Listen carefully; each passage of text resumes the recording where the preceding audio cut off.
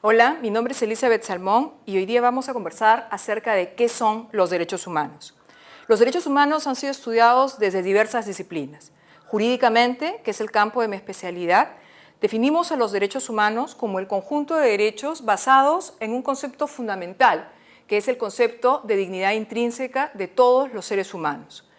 La finalidad de los derechos humanos es preservar una esfera de libertad que nos protege frente al poder político o el poder del Estado, y estos derechos se plasman, encuentran referente jurídico tanto en fuentes nacionales, como puede ser la Constitución, las leyes, como en fuentes internacionales, que son los tratados, sea de carácter general o sea de carácter regional.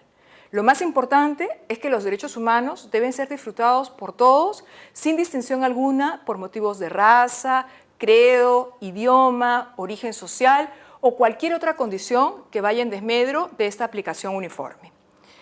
Vistos así, en realidad, los derechos humanos son un fundamento esencial para un concepto que es la paz. La paz ya no solo entendida como una ausencia de guerra o de conflicto armado, sino más bien una paz que fomente los valores democráticos y los derechos humanos. ¿Cuáles son los derechos humanos que componen este concepto de paz positiva?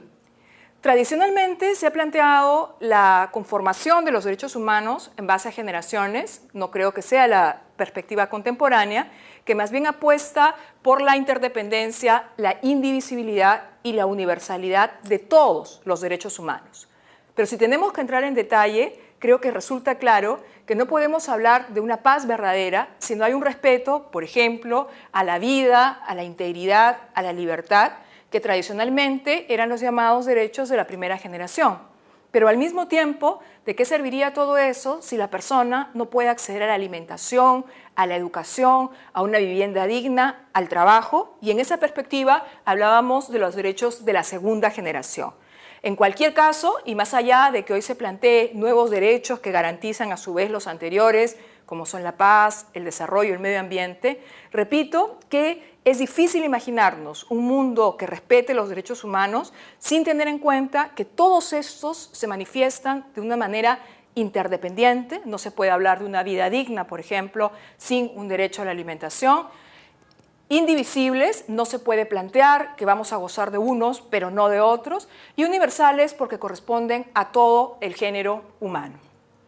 También se ha planteado en el desarrollo de los derechos humanos que hay derechos que tienen características generales, es decir, que corresponden a todos los seres humanos por definición.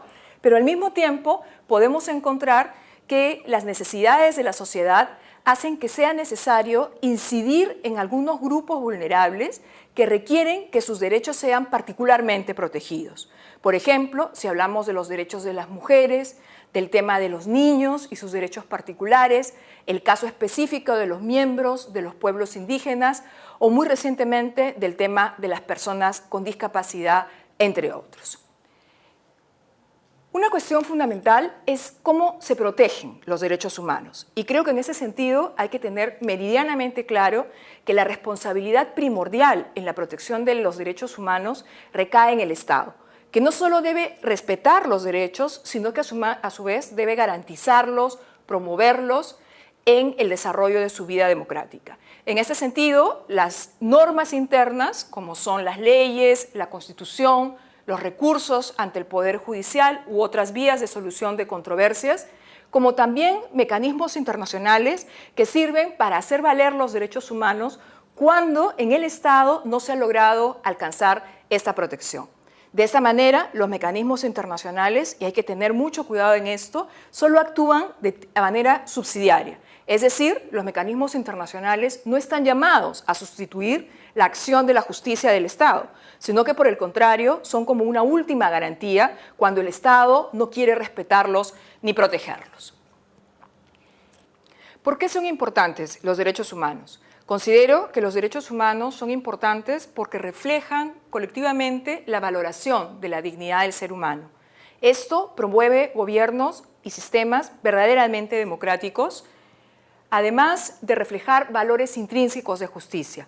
Y lo que es más importante, creo que el efectivo respeto y garantía de los derechos humanos nos previene de situaciones verdaderamente caóticas y lamentables que podemos observar en la vida contemporánea, como son las tragedias humanitarias.